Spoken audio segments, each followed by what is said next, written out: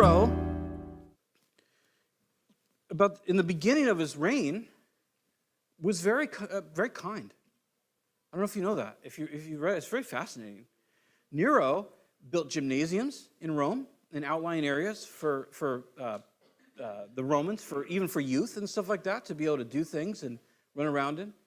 Nero had a lot of public help, assistance.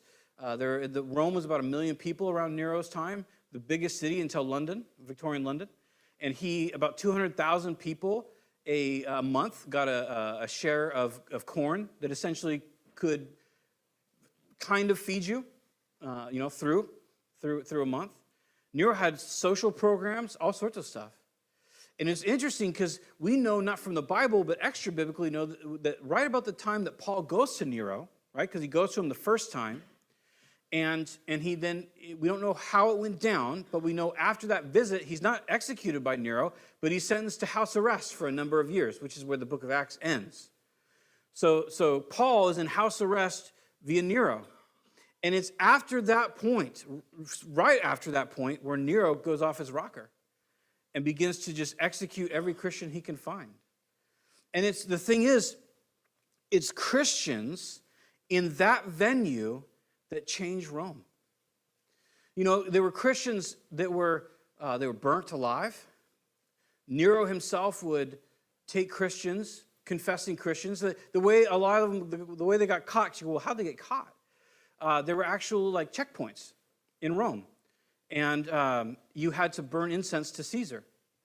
And so there'd be a couple of Roman guards there, and you'd walk by this checkpoint, and they'd be like, hey, we need to see your card that shows that you burnt incense to Caesar. And there were they found them. You could see them in history, these little cards that validated you as having burnt incense to Caesar and acknowledged him as divine.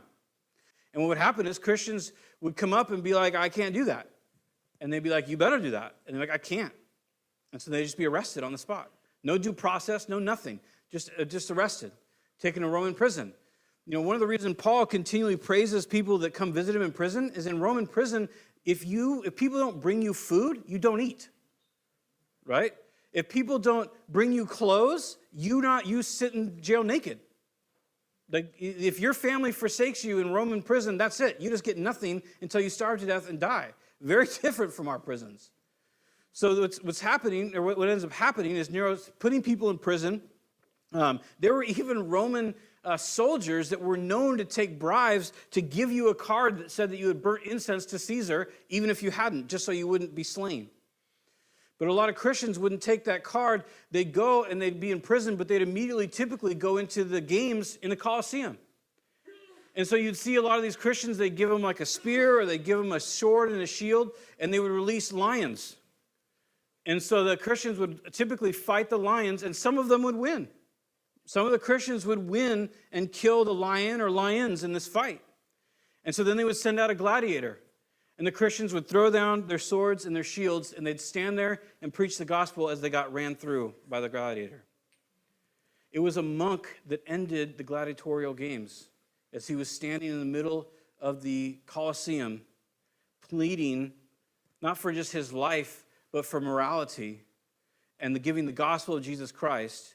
And the Caesar of the time heard it, was moved by it, and stopped the gladiatorial games. It was Christ. And it wasn't Christ voting Caesar out. It wasn't Christ voting out the games. I'm not saying you shouldn't vote. I'm just saying that didn't change Rome. The Senate didn't change Rome. The Caesars didn't change Rome. The attempt at overtaking a government didn't change Rome. Jesus Christ and his love in every individual changed Rome. And it changed North Africa. And it changed what would be modern-day Turkey. And it changed Greece. And it changed Corinth. Corinth, that was an insult. You know, we have the little cookies, right? The Corinthians. Back in the day, in the Bible times, if you were trying to say that someone was just radically sexually disgusting, you'd be like, dude, you're like a Corinthian. It changed Corinth. It changed everywhere. Everywhere the gospel took hold. The message of love and forgiveness through Jesus Christ, it changed the world. Again, I can't say it enough. I'm not saying don't vote. I'm not saying that. I'm saying love people. That's what people need. Prohibition was all well and fine. Illegal weed or legal weed, it is what it is. I understand it raises crime. I get it. But people don't need to stop smoking weed. They need to stop having reasons to smoke weed. They need to know that there's something better than just dulling your pain. And it's the forgiveness of Jesus Christ.